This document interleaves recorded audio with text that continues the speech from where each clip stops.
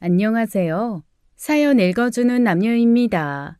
오늘도 와주셔서 감사드리며 그럼 오늘의 사연 바로 시작하겠습니다. 안녕하세요.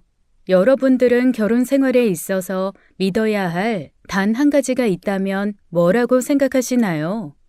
아마 많은 분들이 배우자라고 말씀하실 것 같은데요. 저 역시도 여러분과 생각이 같았습니다. 이 결혼을 끝내기 전까지만 해도요. 제가 길지 않은 결혼 생활을 겪으면서 든 생각은요. 결혼 생활에 있어서 믿어야 될 단 한 가지가 있다면 배우자도 아니요, 돈도 아니요, 바로 자기 자신이라는 점입니다. 제가 어떤 결혼 생활을 했기에 이런 생각을 가지게 되었는지 지금부터 말씀드려 보도록 하겠습니다. 저는 평범한 회사원이었어요. 저희 회사는 회사 특성상 공무원들과 협업하는 업무가 많은 회사였는데요. 공기업처럼 대단한 회사는 아니었지만 나름 탄탄한 업무 체계가 있어서 보통 한번 들어오면 정년까지는 무난하게 채우는 복지가 아주 좋은 회사였습니다.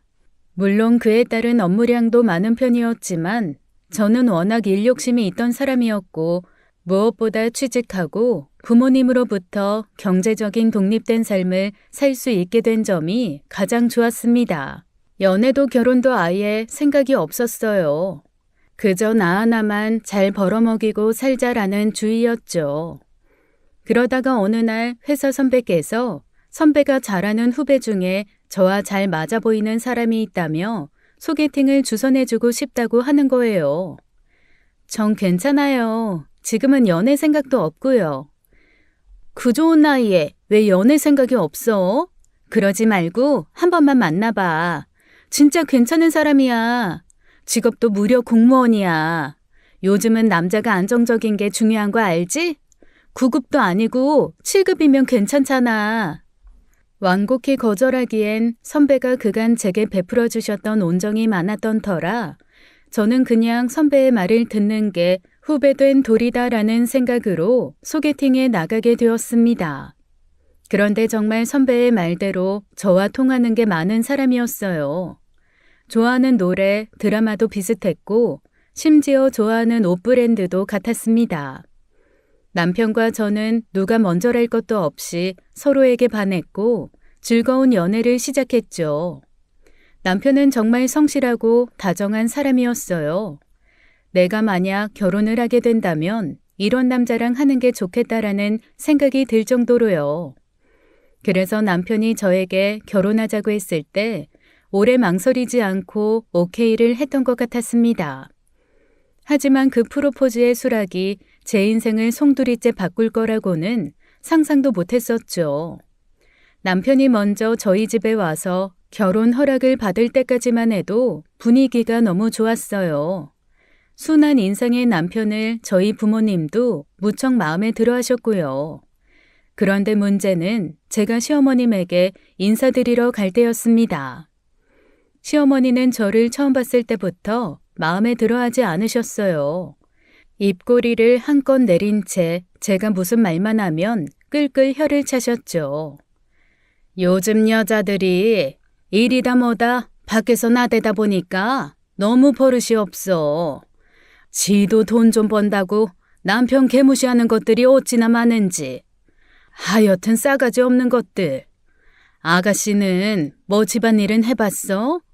일한다고 또 다 사먹고 그러지? 돈 아까운 줄 모르고 펑펑 쓰고 말이야. 아니요. 저 혼자 살아서 살림도 곧잘하고요. 밥도 잘해 먹어요. 뭐? 혼자 살아? 아이고 세상에. 요즘 혼자 사는 여자들이 얼마나... 엄마, 그만하세요. 아이고, 이래서 자식 새끼 키워봐야 하나 소용이 없는 거야. 아직 결혼도 안 했는데 그저 여자한테 쩔쩔매고. 나온 음식은 건드릴 생각도 않으시고 그저 팔짱을 끼며 제 한마디 한마디에 반박하셨어요. 덕분에 저도 음식은 쌀 한 톨도 건드릴 수 없었죠. 내가 우리 아들 쎄빠지게 키워서 7급 공무원 만든 거거든. 그런데 어쩌다 아가씨 같은 걸 데려와서는 난 솔직히 그래. 아가씨, 별로 마음에 안 들어. 내 아들이 하도 만나봐 달라고 사정사정을 해서 나온 거지. 네. 엄마, 제발 그만하세요. 저 유형이 아니면 결혼 안 한다고 몇 번을 말씀드려요. 시어머니와 헤어지고 저는 도저히 저런 시어머니가 있는 집으로는 시집을 갈 자신이 없었습니다. 결혼 전이 가장 예의를 차릴 때라고 하는데 가장 예의를 차리는 모습이 저 정도면 결혼하고 나면 어떻게 변할지 너무 불보듯 뻔한 일이니까요. 헤어지자.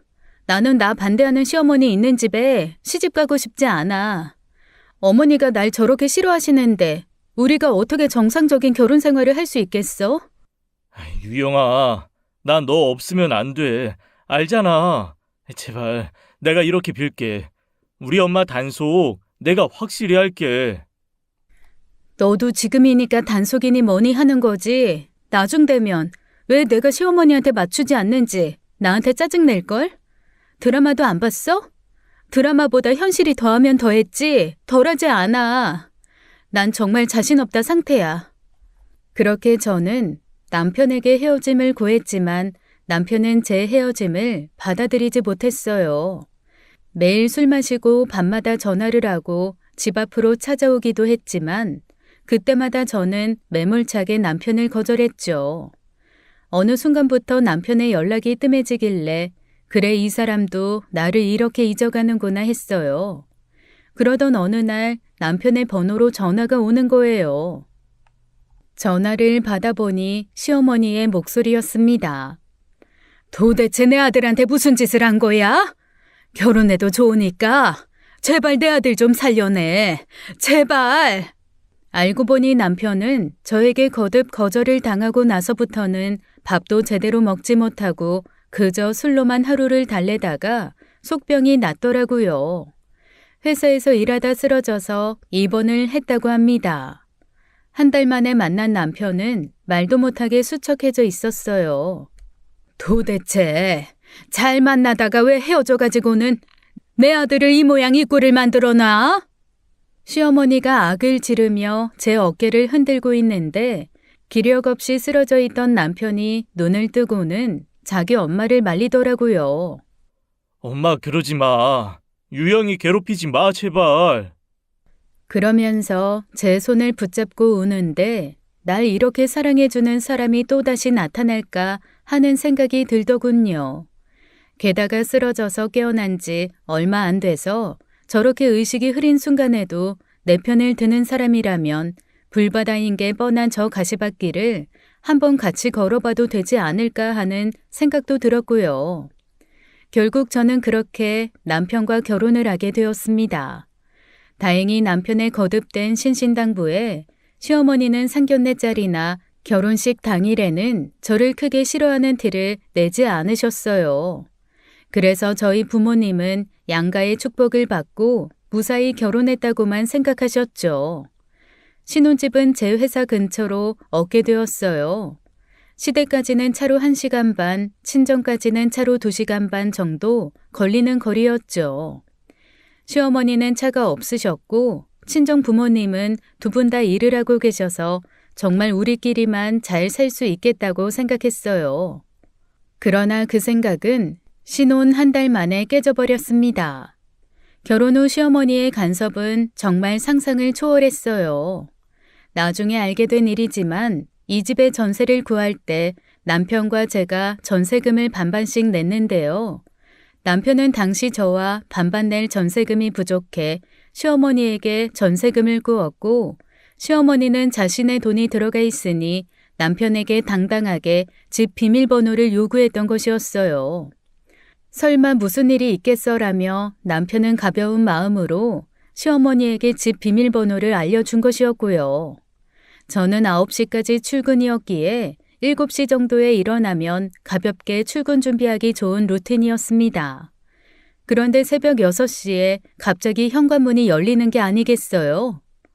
아니 아직도 자고 있으면 어떡해? 해가 충천인데 벌써부터 게으름 피우는 거니? 저는 정말 자다가 기절하는 줄 알았습니다. 남편 또한 마찬가지였고요. 대체 시댁에서 저희 집을 6시에 오시려면 언제 출발했는지 생각도 하기 싫더라고요. 잠이 덜 깨 비몽사몽한 저를 두고 시어머니는 집안 살림을 뒤져보기 시작했습니다.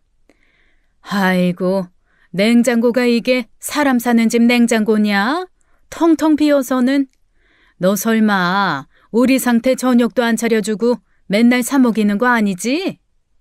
요즘 회사가 바빠서 저흰 그냥 저희가 알아서 각자 먹어요. 뭐? 각자? 아니, 내 아들이 지금 결혼해서 마누라 밥 한 끼도 못 얻어 먹는다는 말이야? 밥이 뭐가 중요하다고 그래요. 아유, 그리고 엄마야말로 이 아침에 왜 왔어요? 내가 이럴 줄 알고 온 거다. 이럴 줄 알고. 내 새끼 피죽도 한 그릇 못 얻어 먹을까 봐. 시어머니는 곰국이며 김치, 각종 반찬들을 바리바리 싸오셨어요. 그리곤 저희 집 부엌을 뒤져 그나마 큰 냄비에 곰국을 끓이기 시작했죠. 집안엔 삽시간에 곰국의 냄새가 가득 찼습니다. 아이고, 내가 이래서 탐탁지 않았던 거야. 딱 봐도 내 아들 굶기게 생겨서. 그날 남편은 시어머니에게 아주 크게 화를 냈습니다. 더 이상 무례하게 굴지 말라고 하면서요. 하지만 시어머니는 별 타격도 없어 보였어요. 하루가 멀다 하고 새벽에 낮에 텅 빈 집에 저녁 퇴근 시간에 맞춰서 찾아오시기 일쑤였죠. 그냥 현관 비밀번호 바꾸자. 그럼 되잖아. 그럼 알려달라고 전화를 하시겠지. 안 알려주면 되잖아. 엄마가 집 앞까지 와서 비밀번호 물어보는데 안 알려드릴 수 있어? 그러게, 애초에 비밀번호를 왜 알려드렸어? 전세금이 부족하면 그냥 솔직하게 나한테 말을 하지. 그래. 아유, 다 내 잘못이다. 남편과 저는 시어머니가 다녀간 날이면 어김없이 싸움을 했고 가뜩이나 회사가 바쁜 시즌이라 일에 치이던 저는 하루하루 피곤함에 쩔어갔습니다. 하지만 싸운 다음 날이면 남편은 제가 좋아하는 케이크에 샴페인에 밥까지 차려놓고 저를 기다리곤 했어요. 그럼 또 바보같이 그 모습을 보고 사르르 풀렸답니다. 자기 찹스테이크 좋아하지? 내가 일부러 한우로 사와서 볶았어. 밥도 자기가 좋아하는 잡곡밥으로 했어. 얼른 와서 먹어. 그날도 저와 남편은 샴페인을 나눠 마시고 뜨거운 화해를 한 날이었어요. 다음 날이 토요일이었기에 늦게까지 남편과 시간을 보내고 옷도 다 챙겨 입지 못하고 잠들었죠. 얘들아, 엄마 왔다. 그런데 시어머니가 토요일 새벽부터 안방문을 벌컥 여시는 거예요. 홀딱 벗고 있던 저는 이불을 뒤집어 쓰고 소리를 질렀죠. 어머니, 지금 뭐 하시는 거예요? 같은 여자끼리 뭘 그래? 남편도 주섬주섬 옷을 입고 저도 남편이 주워다 주는 옷을 이불 속에서 꾸물꾸물 갈아입었죠. 그렇게 민망한 순간에도 시어머니는 자리를 피하지 않고 허둥대며 옷 입는 저희의 모습을 빤히 보셨습니다. 역시 제일 문제는 남편이었어요. 처음엔 시어머니의 진상짓을 칼같이 끊어줄 것처럼 말하던 남편의 행동이 조금씩 변하기 시작했죠. 그래도 솔직히 편하잖아. 엄마가 때 되면 반찬 갖다 주고 김치 갖다 주고 너무 이른 아침에만 오지 말라고 했어. 당신은 당신 엄마니까 안 불편하지. 나는 너무 불편해. 나 혼자 살 때도 우리 엄마는 꼭 내 허락 받고 왔어. 그냥 그러려니 해. 그럼 어떡하냐? 우리 엄마는 평생 저렇게 사셨는데. 심지어 남편은 월급 관리마저 시어머니에게 맡기고 있었습니다. 뭐? 어머니가 통장 관리를 한다고? 그럼 용돈 받아 쓰는 거야? 뭐 어차피 카드값은 통장으로 빠져나가니까 뭐 엄마가 예전에 보험 설계사 하셔서 통장 관리 그런 거 잘하셔. 아니 난 그런 거 잘 못하는 거 알잖아. 아니, 그럼 나를 시키지. 남편의 말에 솔직히 기가 막혔지만 뭐 자기 아들 돈 관리를 자기가 하겠다는데 제가 뭐라고 하나요? 천륜을 끊을 수도 없는 거고 말이에요. 그런데 시어머니는 남편의 월급 통장뿐만 아니라 제 월급 통장까지 노리고 있었습니다. 월급 들어오는 은행이 어디야? 그건 왜요? 왜긴 너희가 돈 관리 잘 못할까봐 그러지. 한 집안 살림인데 상태 것도 내가 관리 중인데 네 것도 내가 관리하면 편하지 않겠어? 아니요. 제 월급은 제가 알아서 관리할게요. 하여간 쌀쌀맞기는. 다른 집 며느리들은 그저 곰살맞게 어머니 한다는데. 에휴, 내 팔자에 무슨 며느리 복이 있겠어. 남편 복도 없는 게. 제가 차갑게 거절하자 시어머니는 또 못마땅하다는 듯 저를 째려보셨어요. 그런데 어머니의 말보다 남편의 말이 더 가관이었습니다. 그냥 어머니 드리면 안 돼. 자기도 막상 맡겨보면 편할걸. 속 없이 생각 없이 말하는 건지 그런 척 하는 건지 저는 남편의 맹한 표정에 머릿속이 새하얘졌습니다. 아, 이제 결혼 전에 날 위해 밥까지 굶어가며 날 사랑해주던 그 남자는 없구나 싶은 생각이 들어서 말이죠. 다행히 저는 몇 번의 거절로 제 월급 통장을 겨우 지킬 수 있었습니다. 그래서 어머니의 간섭이 끝났냐고요? 여기서 끝났더라면 제가 남편과 끝에 끝장을 볼 일은 없었을 거예요. 여느 때와 같이 어머님이 아침 대바람부터 또 저희 집에 찾아오신 날이었어요. 이제 웬만큼 어머니가 안방문을 발로 차지 않는 이상 놀라지도 않는 지경에 이르렀죠. 그런데 그날은 어머님이 집에 들어오자마자 아주 큰 소리로 말씀하셨습니다. 내가 이 집에 두고 간 금반지가 없어졌다 상태야. 반지가 없어졌다는 말에 자던 남편이 일어났죠. 시어머니는 부엌이며 거실, 안방 등을 쥐잡듯 뒤지기 시작하셨어요. 그러더니 이내 어리둥절하게 있는 저를 찌려보셨죠. 내가 분명히 설거지하면서 부엌에 있는 찬장에다 빼놨는데 혹시 너냐? 네? 저요? 지금 저 의심하시는 거예요? 이 집에 드나드는 거라곤 너랑 상태랑 나밖에 없는데 내 반지가 없어졌으면 당연히 너가 의심스럽지. 엄마가 간수 잘못해놓고 지금 누구한테 뒤집어 씌우는 거예요. 솔직히 내가 니네 결혼할 때 반지라도 한도 못 해줬지 않았냐. 그것 때문에 앙심 품고 내 반지 가져간 거 아니냐고. 저 사실 그동안 남편의 엄마고 결국 제 시어머니고 또 어른이고 그래서 참았거든요. 그런데 저런 말도 안 되는 논리로 저를 도둑으로 모는 건 도저히 못 참겠더라고요. 어머니, 지금 어머니가 하시는 말씀이 어머니는 납득이 가세요? 어머니가 결혼할 때 반지 안 해줘서 제가 어머니 반지를 훔쳤다고요?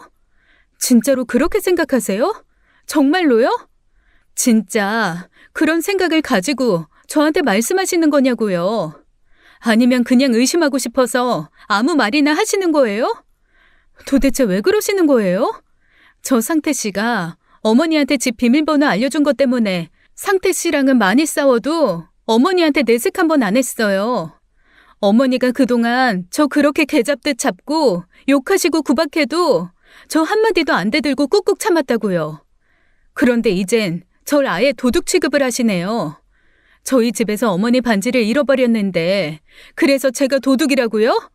그냥 제가 싫으면 싫다고 하세요. 오냐? 그래, 너 말 한번 잘했다. 네가 참았다고? 내가 너네 집에 올 때마다 네가 얼마나 쌀쌀맞게 나를 야려봤는지 하늘이 알고 땅이 알고 상태가 알아. 내가 너 괘씸해서 더 이를 악물고 이 집에 온 거야. 그리고 이 집이 내가 못 올 집이냐? 내 아들 집인데.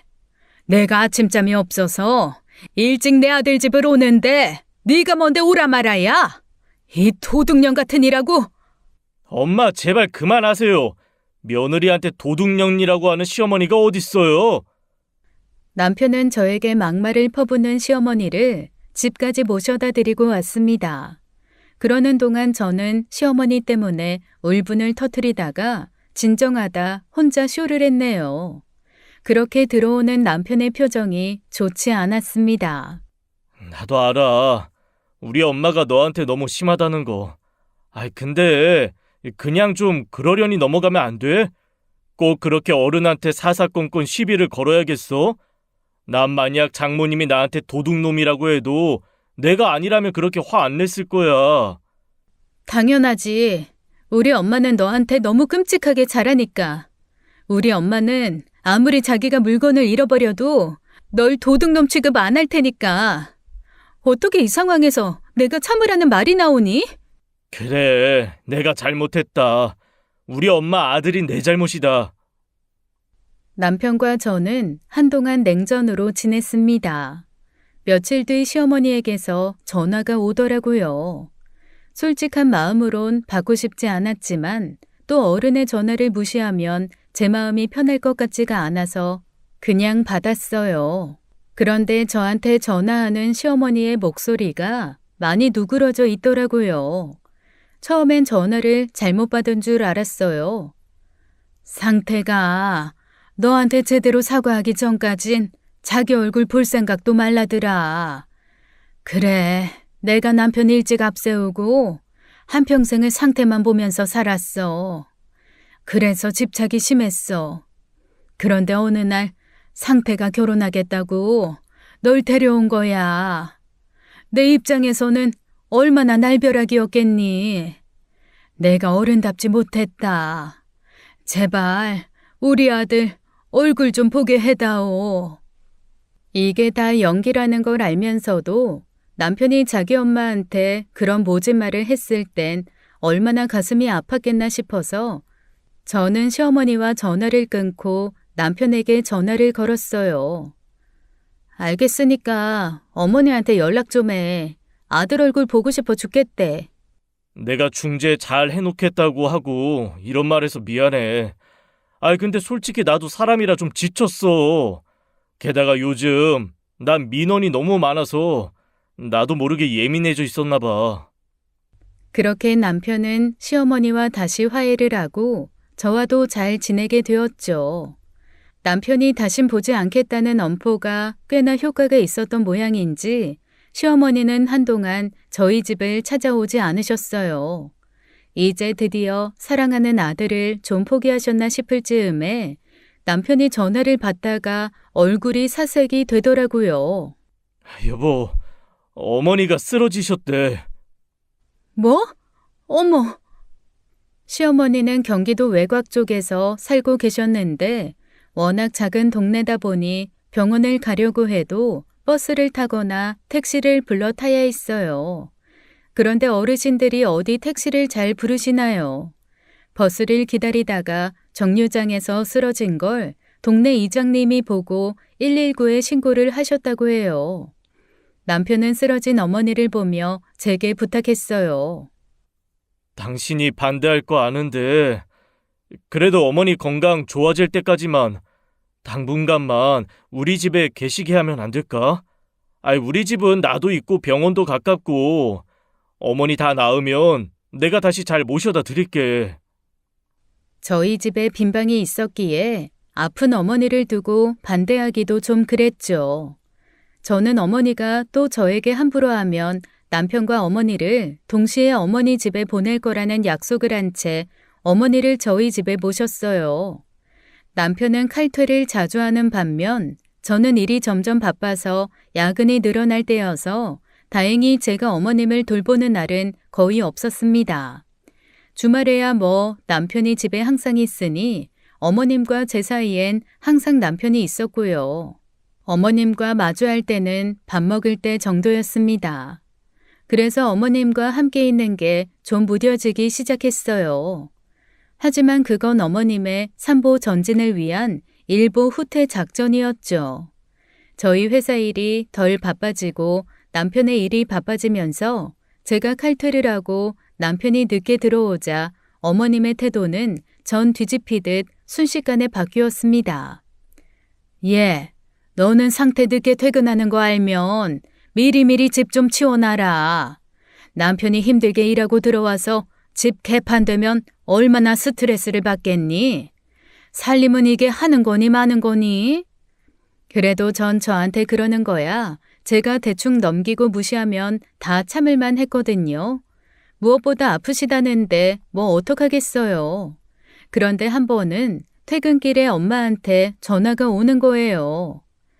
유영아, 너 요즘 괜찮은 거야? 응? 왜? 엄마 무슨 일 있어요? 네가 걱정할까 봐 말 안 하려고 했는데 내가 아무래도 신경 쓰여서 말이다. 혹시 지금 집에 시어머니 와 계시는 거니? 엄마가 그걸 어떻게 알았어요? 김서방이 말했어?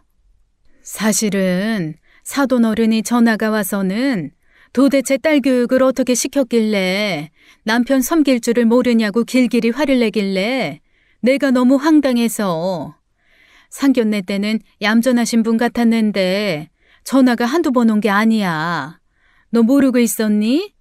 사실 저 그동안 어머님이 저 난리를 치는 동안 저희 엄마한테 단 한 번도 말하지 않았어요. 말하면 당연히 걱정하실 게 뻔하니까요. 그런데 저희 엄마한테 직접 전화해서 가정교육을 운운하다니 저는 당장 집으로 가서 시어머니에게 따졌습니다. 도대체 저희 엄마한테 전화는 왜 거신 거예요? 그리고 가정교육을 어떻게 시켰냐뇨. 그게 사돈한테 할 말이에요? 어머니, 제가 그렇게 싫으시면 저 그냥 상태 씨랑 이혼할게요. 그럼 되죠? 그럼 만족하시겠어요? 뭐? 이혼? 너 지금 내 아들 이혼남 만들겠다는 거냐? 이게 보자 하니까 너 할 말이 있고 못할 말이 있지. 어디서 내 아들 이혼남 만들겠다는 얘기를 뻔뻔하게 해? 저랑 헤어지는 걸 바라는 게 아닌데 도대체 저한테 왜 이러시는 거냐고요? 난 그냥 네가 싫다. 싫어. 내 아들 뺏어간 년 진절머리 나게 싫어. 그때였어요. 야근을 마친 남편이 뒤늦게 들어와서는 화난 어머니를 보고 또 한숨을 쉬었어요. 그런데 남편의 말에 어머님이 얼굴색을 싹 바꾸고는 딱 잡아떼는 거예요. 어머니, 또 유영이한테 뭐라고 하신 거예요? 예, 아니다. 나 이번엔 진짜 아니야. 그래, 내가 그동안 네 마누라한테 너무한 건 사실이야. 아니다. 그래, 다 내 죄다. 내 탓이다. 내가 미안하다. 갑자기 당신의 가슴을 퍽퍽 치더니 울면서 방에 들어가시더라고요. 저는 황당해서 남편을 쳐다봤고 남편은 시어머니와 저를 번갈아 보더니 시어머니가 계신 방으로 들어가더라고요. 문을 닫고 대화를 하길래 문에 귀를 대고 들어봤죠. 남편은 도대체 무슨 일이냐며 한참 어머니에게 물어봤고 어머님은 한참을 머뭇대다가 말씀하셨죠. 내가 오랜만에 안사돈한테 안부 전화 좀 드렸는데 지 엄마한테 왜 전화를 하냐고 길길이 날뛰는 거야. 내가 안사돈한테 전화 좀 하면 안 되니 했더니 자기 엄마한테 다신 연락하지 말라고 개거품을 무는데 아휴 아니다. 내가 그동안 쟤한테 좀 모질게 했니. 쟤도 날 싫어할 만하지. 내가 죄인이야. 여기 눌러 앉아있는 내가 죄인이고 다 내 업보야. 무슨 말을 그렇게 해요? 유영이도 뭔가 사정이 있었겠지. 그래, 사정이 있겠지. 그런데 이제 내가 며느리 얼굴을 보고 살 자신이 없구나. 남편은 시어머니의 말을 믿는 건지 믿는 척을 하는 건지 한동안 자기 엄마를 한참이나 위로해 주더라고요. 문을 열고 왜 사실과 다른 말을 하냐고 따지려던 저는 방으로 들어갔어요. 어머님이 남편에게 피해자 코스프레를 해서 저를 나쁜 년 만든다면 저는 나쁜 년 만드는 어머님의 모습을 남편에게 보여줘야겠다고 생각했거든요. 하늘은 스스로 돕는 자를 돕는다고 하던가요? 생각보다 그 기회가 빨리 찾아왔어요. 주말 근무를 했던 저는 월요일에 대체 휴무를 받아서 늦게까지 낮잠을 자고 있었습니다. 그런데 안방 문을 닫고 있어서 그랬는지 어머님은 제가 남편과 함께 출근했다고 생각하셨나 봐요. 거실로 나와서 TV를 한껏 크게 틀어놓으시고 밥도 먹고 과자도 먹고 집을 한껏 어지르고 계시더라고요. 집 더럽게 쓰는 게 누군데 매일 살림을 어떻게 하는 거냐고 저를 구박하는지 원. 그러던 와중 어머님이 친구분과 전화 통화를 하시더라고요. 혹시 몰라서 저는 문 가까이 대고 핸드폰 녹음을 켰습니다. 그래, 나 쓰러졌다니까. 우리 아들이 얼굴이 새하얗게 질려서 달려왔다니까. 아들은 모르지. 나 당뇨 있는 거. 그때 내가 인슐린 안 가져가가지고 쓰러진 건데 아들은 놀래가지고 의사 선생님이 그런 말 한 거 기억도 못 하더라고. 그래서 그냥 아픈 척하고 슬쩍 눌러 앉았지. 다음 달에는 허리 아프다고 침대를 하나 사달래가 하는 참이야. 내가? 내가 여기서 왜 나가? 나가려면 며느리가 나가야지. 그래, 두고 봐라. 아들 집에 평생 들러붙어 있어줄 거야, 내가. 돈? 가만히 있어보자. 아, 우리 아들 다음 달에 성과급 들어올 텐데 그걸로 꿔줄게. 당연하지. 자기야 이자를 워낙 잘 줘.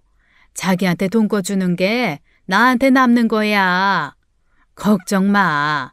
내 아들은 내가 지 돈 차곡차곡 모으고 있다고 철석같이 믿고 있으니까. 쥐가 뭐 어쩔 거야? 엄마가 이미 썼대는데. 지 키우는데 돈이 얼마가 들었는데. 그래, 그려, 알겠어. 내가 입금하고 연락할게.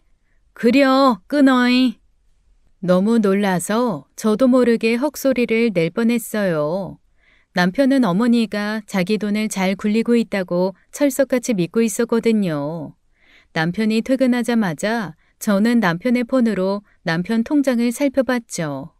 남편 이름 앞으로 된 통장은 월급 통장 딸랑 하나뿐이었어요. 그 흔한 적금 청약 통장 하나 없었죠. 자기야, 어머님이 자기 월급 관리 해준다고 했잖아. 정확히 뭐 해주는 거야? 뭐 보험 들고 적금 들고 그러지 않았을까? 엄마 예전에 친구분들이랑 계도하신 것 같던데. 그럼 그건 어머니 명의로 하나? 아니, 내 월급이니까 내 명이지. 저번에 통장도 보여주셨는데. 통장을 보여줬다고? 왜? 보험은? 증서는 본 적이 있어? 증서? 계약서 같은 거? 아니, 나 보험 증서 살펴보다가 갑자기 생각나서. 관리는 어머님이 해도 증서 같은 건 당신 거랑 내 거 같이 두면 나중에 찾기 편하니까. 그럴 수도 있겠다. 엄마한테 물어볼게.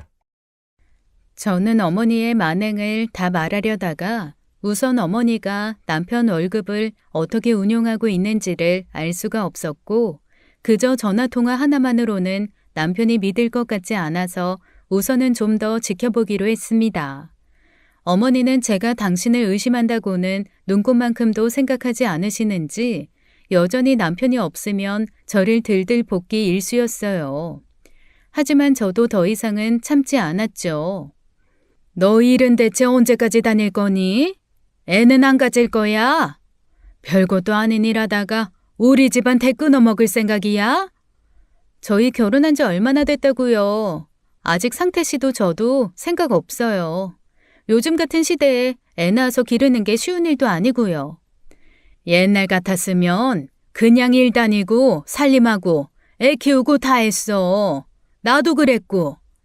저는 옛날 사람 아니잖아요. 너네 관계는 매일 하는 것 같더니만 너 어디 문제 있는 거 아니니? 아니면 뭐 다른 남자가 있다든가. 어머님, 가족끼리도 성희롱 성립되는 건 아세요? 방금 하신 말씀 그거 제가 신고하면 성희롱으로 신고돼요. 그리고요 어머니, 저 궁금한 거 있는데요. 상태 씨 월급으로 적금되는 거 어느 은행이에요? 제가 은행이란 은행은 다 조사해봤는데 상태 씨 이름 앞으로 되어 있는 통장이 월급 통장뿐이던데요. 시어머니는 저의 질문에 아주 크게 당황하셨어요. 막 삿대질을 하며 일부러 더 크게 화를 내셨죠. 너 지금 그게 무슨 소리니? 지금 뭐, 내가 내 아들 돈이라도 떼먹었다 이 얘기야? 호라, 너 그런 식으로 나한테서 내 아들 돈 다 뺏어갈 작정인가 본데? 세상 사는 게 다 네 뜻대로 되는 줄 아니? 이거 진짜 웃기는 년이네. 아니, 왜 화를 내세요? 저는 그냥 저랑 같은 은행 쓰면 이자를 더 받을 수 있는 상품이 있어서 물어본 건데요. 저는 어머니를 더 약 올리기 위해 어깨를 으쓱하고는 방으로 들어갔습니다. 어머니는 분에 못 이겨서 악을 지르시더라고요. 우리 집에서 어머니가 악 지르는 날도 머지 않았다 싶어서 참아드렸습니다. 남편은 제 말을 듣고 며칠 곰곰이 생각을 하더니 TV를 보는 어머니께 넌지시 말하더라고요. 엄마, 내 앞으로 든 보험이랑 적금 통장 좀 볼 수 있어요? 나 조만간 큰돈 쓸 일 있을 것 같아서 계산 좀 해두려고. 왜? 네 마누라가 너한테 돈 가져오라고 하디? 아니요. 제 통장 얘기하는데 갑자기 유영이 얘기는 왜 해요? 됐다. 내가 알아서 잘 모으고 있으니까 걱정하지 말라 그래. 유영이가 아니라 제가 궁금해서 그래요. 엄마 저한테 한 번도 보여주신 적 없잖아요. 얼마 정도 모았는지만 알려주세요, 그럼. 글쎄, 한 5천인가? 그래도 제가 일한 게 10년인데 5천밖에 안 돼요? 아니, 7천인가? 아이고, 머리가 아파서 난 좀 쉬러 가야겠다. 남편은 그런 시어머니의 반응이 의아하긴 해도 아프다고 들어눕는 양반한테 돈 얘기를 더 할 수 없었는지 더 이상 물어볼 수가 없었습니다.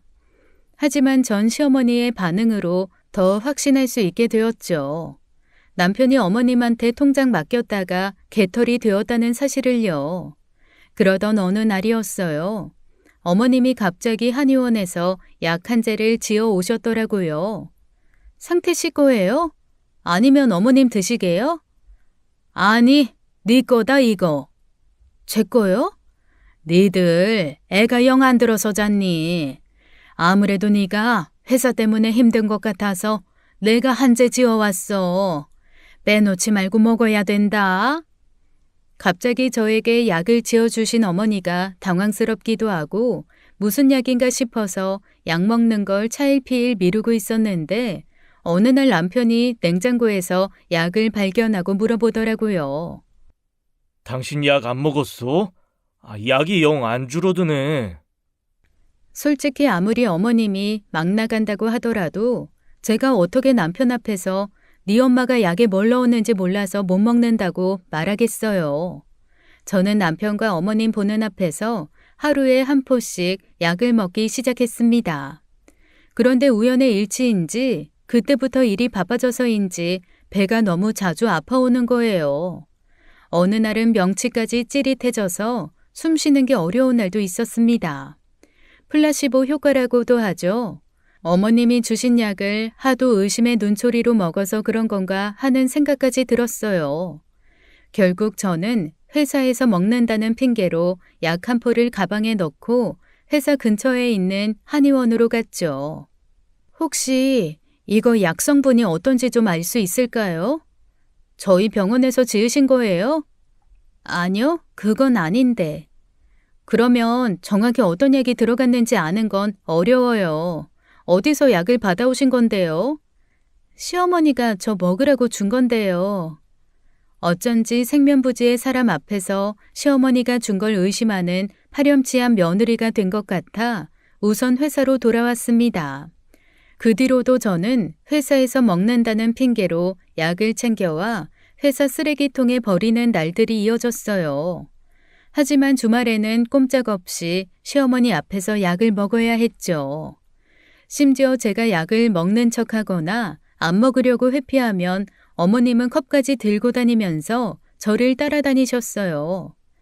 예, 얼른 식기 전에 마셔. 엄마가 유영이 생각을 많이 해주네. 남편은 그저 드디어 자기 엄마가 정신을 차리고 저에게 잘해주는 줄만 알고 좋아했죠. 하지만 찜찜한 건 정말 제 심증뿐이었기에 저는 좋아하는 남편 앞에서 억지로 약을 먹어야 했습니다. 그렇게 평일엔 약을 버리고 주말에만 약을 먹는 날들이 이어졌는데요. 어느 날 유독 회사에서 배가 너무 아프더라고요. 맹장인가 싶기엔 전 이미 중학생 때 맹장도 뗐거든요. 배가 너무 아파서 점심까지 걸렀지만 복통은 더 심해지기만 했죠. 결국 저는 그날 회사에서 중요한 발표가 있었는데 발표 준비를 하러 가는 동안 쓰러져서 그대로 응급실로 갔습니다. 승진 고가와 연결되어 있던 발표라서 저는 응급실 침대에 누워 서러움에 엉엉 울었습니다. 요즘 뭐 드시는 약 있으세요? 한약을 먹긴 하는데 무슨 한약이신데요? 그냥 어머님이 지어주신 거라 정확히는 몰라요. 왜요? 지금 위에 움직임이 많이 둔해져 있어요. 요즘 밥도 잘 못 드시죠? 네, 그 약 먹고 나서 입맛이 좀 없어지긴 했어요. 우선 다른 문제는 발견된 게 없거든요. CT도 깨끗하고요. 뭐 아무래도 한약이 체질에 안 맞으신 것 같은데 그 약 복용 잠시 멈춰보세요. 수액 다 맞고 가시고요. 수액을 다 맞는 동안 저는 정말 별 생각이 다 들었어요. 아무리 며느리가 밉다 하지만 설마 자기 아들이랑 살 부비고 사는 며느리한테 몸에 나쁜 약을 억지로 먹였으려고 심지어 주말만 먹는데도? 하지만 그게 진짜라면 수액을 다 맞아갈 때쯤 저는 도박을 해보기로 결심했습니다. 회사에는 병가 조퇴를 했지만 집에는 일부러 퇴근 시간에 맞춰서 귀가했어요. 마침 남편이랑 어머님이 함께 있더라고요. 저는 약을 어머님 앞에 획 던졌습니다. 얘가 왜 이래? 뭐 잘못 먹었니? 이게 시애미한테 뭐 하는 짓이야? 네, 뭐 잘못 먹었죠. 어머니가 주신 약 잘못 먹어서 이렇게 됐나 봐요. 뭐야? 어쩐지 어머니가 갑자기 저한테 약을 먹이는 게 아무래도 이상했죠. 솔직하게 말하세요. 저 이거 한의원에 성분 의뢰 다 받고 오는 길이에요. 그게 무슨 소리야? 성분 의뢰라니.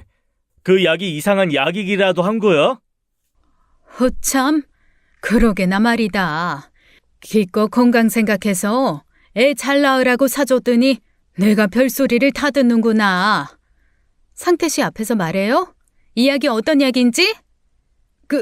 그래. 그 약이 열 많은 몸에 열 내리는 약이라고는 하더라. 단지 열 내리는 약이라고요? 기운이 너무 넘치는 사람들 좀 가라앉혀 주는 거라고도 하더라. 설마 이거 김씨 아저씨네 약방에서 지은 거예요? 결국 저의 유도신문에 넘어간 시어머니가 이실직고를 하더라고요. 정식으로 한의원에서 지은 것도 아니고 건강원에서 일하고 있는 동네 아저씨한테 기 좀 냉하게 만들어달라고 하면서 약을 지어오신 거예요. 저는 원래도 속이 차고 수족 냉증이 심한 편이었거든요. 그런 사람한테 열 내리는 약을 먹였으니 속이 고이고 난리가 났겠죠. 남편은 남편대로 저는 저대로 충격을 먹었습니다. 아무리 제가 싫어도 그렇죠.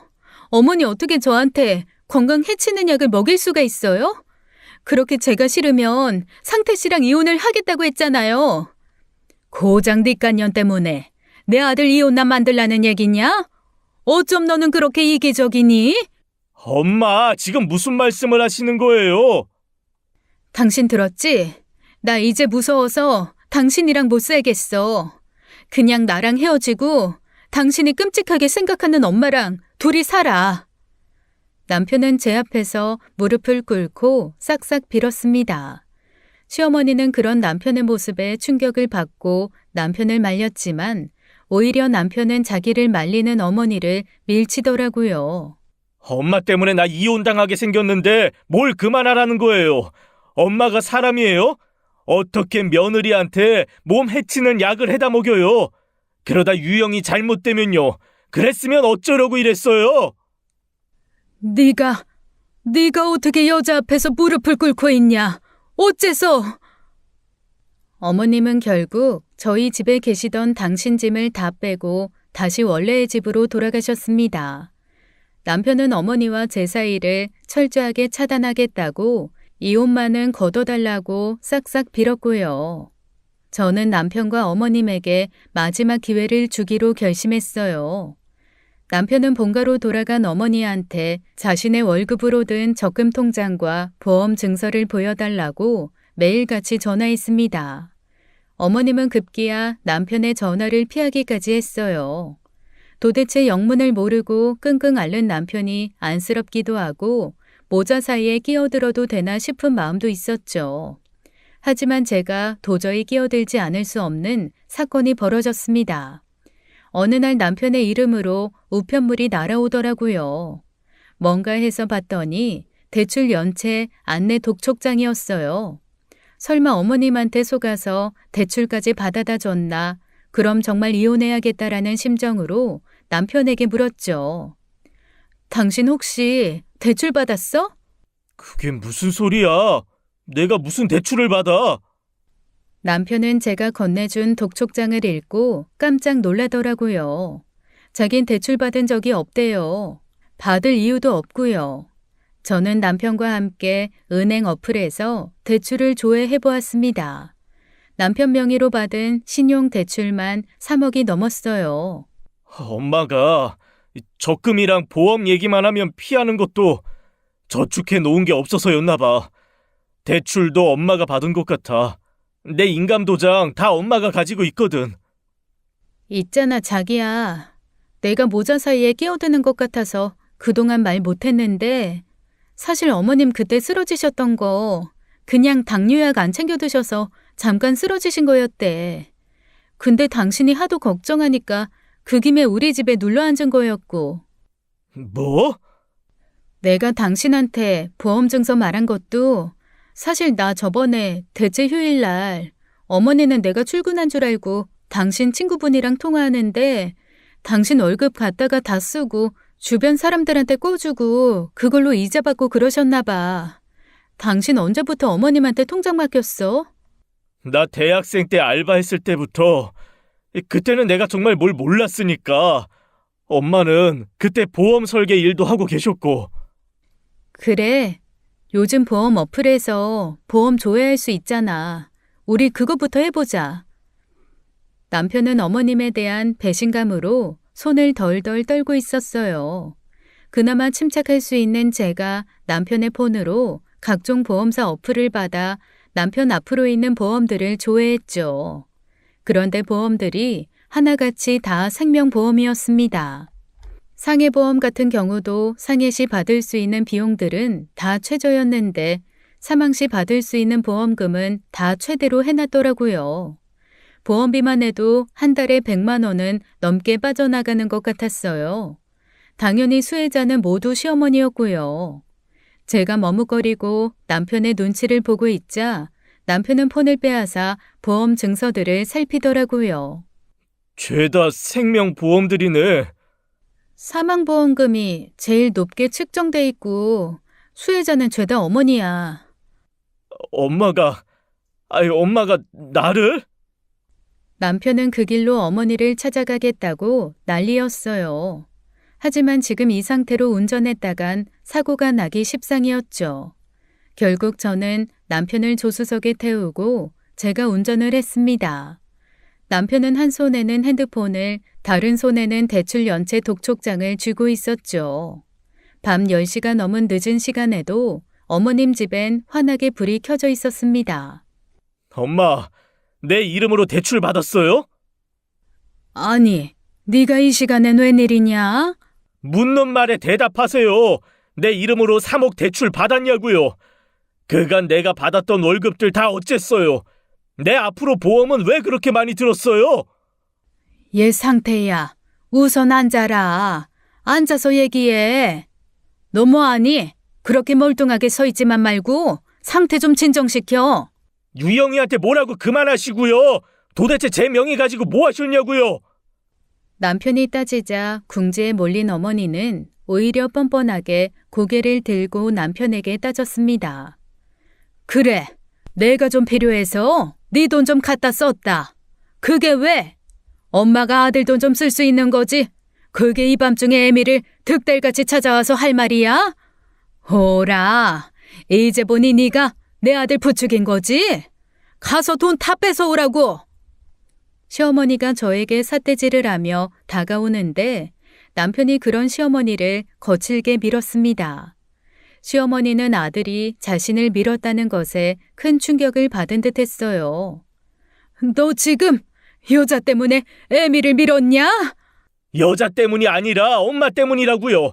왜 자꾸 유영이를 걸고 넘어지세요? 엄마가 대출 받은 게 이 사람 때문이에요? 엄마가 10년 넘게 제 돈 관리하면서 단 한 푼도 못 모은 게 이 사람 탓이냐고요. 다른 보험 다 제쳐주고 아들 사망보험금만 잔뜩 들어놓고 사망보험금만 제일 높게 설정한 게 이 사람 탓이냐고요.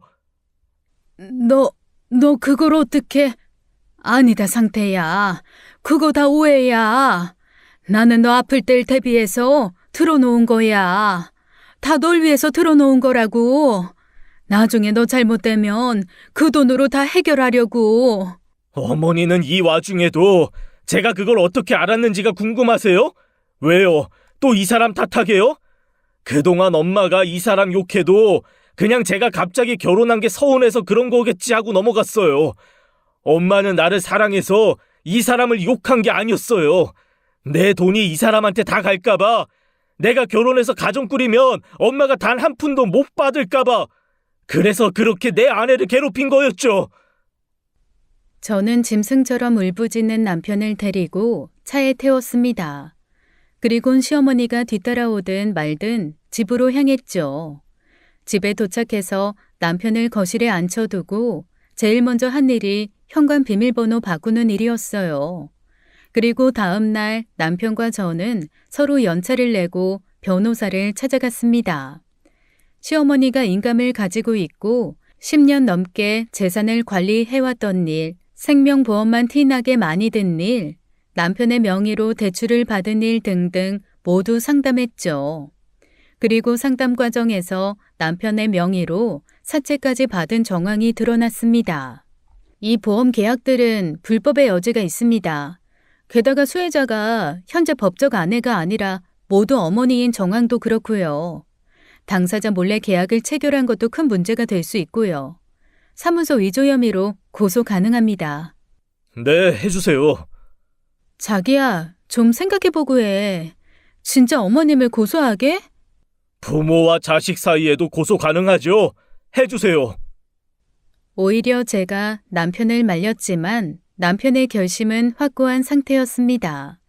남편은 변호사님에게 도움을 받아 은행과 보험사에 증거를 제출하고 사문서 위조와 허위 계약에 대한 고발을 진행하기 시작했어요. 저도 그런 확고한 결심을 한 남편을 옆에서 응원해 주기로 했고요. 경찰에서 연락이 갔는지 어머니가 제게 전화를 하더라고요. 남편은 이미 어머님의 번호를 차단한 지 오래였거든요. 제가 받으려는데 남편이 제 핸드폰을 빼서 들었습니다. 왜요? 또 이 사람 탓하시게요? 다신 전화하지 마세요. 선처도 없고 합의도 없고 아들 마음에 못 박은 만큼 죗값 치르세요. 상태야, 내가 잘못했다. 내가 사는 게 너무 막막해서 네 돈을 건들다 보니 이렇게 됐어. 응? 한 번만 받아오. 그래도 내가 널 낳은 애미인데. 남편은 거칠게 전화를 끊고는 제 핸드폰으로도 어머님의 연락처를 차단했어요. 자신을 낳아준 어머니의 번호를 차단하고 연을 끊는다는 게 쉬운 일만은 아니겠죠. 남편은 어머님에 대한 배신감으로 매일 밤 술에 취해야 겨우 잠이 들 수 있었습니다. 우리 엄마가 아무리 다른 사람들한테 괴팍하게 군다고 해도 엄마가 사는 게 힘들어서 그래서 그렇다고 생각했어. 당신한테도 모진 소리 많이 했을 때도 사는 게 바빠서 못 배우신 분이라 그래서 당신이 조금 이해해주지 하는 마음이었어. 그런데 엄마가 나를 돈으로밖에 안 봤다는 걸 바보같이 이제야 알았어.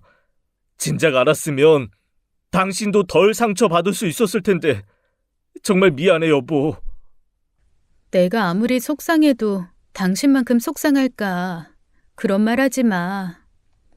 어머니는 결국 경찰 조사를 피할 수가 없었습니다.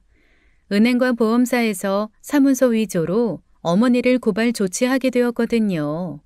저와 남편은 피해자와 참고인 신분으로 이따금씩 조사를 받으러 갔습니다.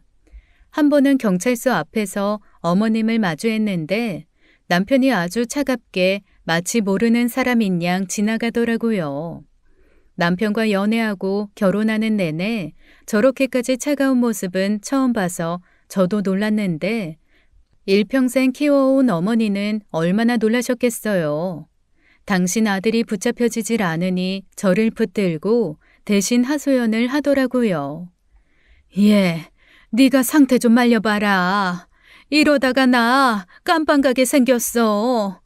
내가 여편네들한테 일수 났던 것들 다 받아왔어. 물론 이걸로 상태화가 풀리진 않겠지만 우선 네가 나 대신 말 좀 잘해다오. 너도 솔직히 네 남편이 애미 없는 새끼 돼봐야 좋을 게 뭐 있냐. 이런 순간에도 자기 아들한테 애미 없는 새끼니 뭐니 하는 어머니 있을 바엔 그냥 없이 사는 게 나을 수도 있죠. 그리고 저 붙잡지 마세요. 상태 씨가 어머니 저 붙잡은 거 보면 화낼걸요? 어머니는 남편의 이름만 들어도 화들짝 놀라서 저를 붙잡던 손을 떼더라고요. 결국 어머니는 집행유예와 벌금형을 받게 되었어요. 그런데 이미 아들 돈은 다 집어다 쓰고 있는 거라곤 시골 구석에 있는 전셋집 하나뿐인 어머니가 그 많은 벌금을 어떻게 내겠어요. 결국 어머니는 전셋집도 빼고 완전 빈털터리가 되었다고 합니다. 어머니는 그 뒤로도 공중전화로 남편 이모님 전화로 끊임없이 남편에게 연락을 시도했어요. 하지만 남편은 그런 어머니의 연락을 칼같이 끊었죠. 이모도 사정 들으셨을 거 아니에요. 그걸 듣고도 저한테 엄마랑 연락하라는 말이 나오세요? 이모 아들 상준이가 이모 앞에서 생명보험 한 바가지 드러났대도 이모 가만히 계실 거예요? 저한테 더 이상 연락하지 마세요. 저 그냥 엄마 돌아가셨다고 생각하고 장모님만 모시고 살기로 다짐했습니다. 남편의 모진 소리에 핸드폰 너머로 어머니의 곡소리 같은 울음소리가 들렸습니다. 나중에 듣게 된 말이지만 남편에게 전화를 할 때만 해도 이모님은 어머님이 남편 앞으로 억대의 생명보험을 여러 개 들어놓은 건 모르셨다고 해요. 그 사건까지 알려지고 나서 어머니를 돌봐줄 친척들이 어디겠어요.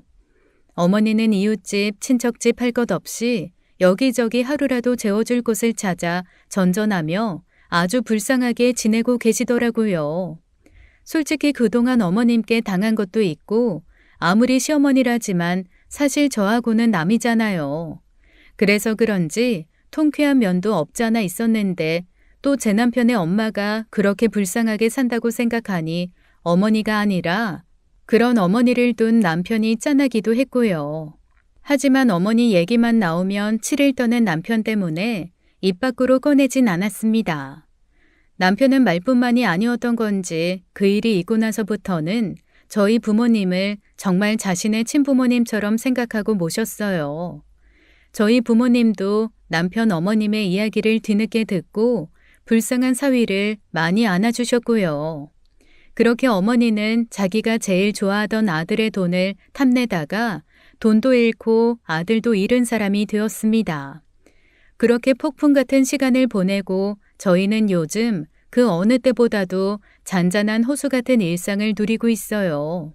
앞으로 제 남편이 그리고 남편과 함께하는 저의 앞날이 그저 평안하기만을 기도할 뿐입니다. 지금까지 저희의 긴 이야기를 들어주셔서 감사합니다. 지금까지 사연 읽어주는 남녀였습니다. 끝까지 시청해주신 여러분 감사드리며 저희는 다음 사연으로 돌아올게요. 감사합니다.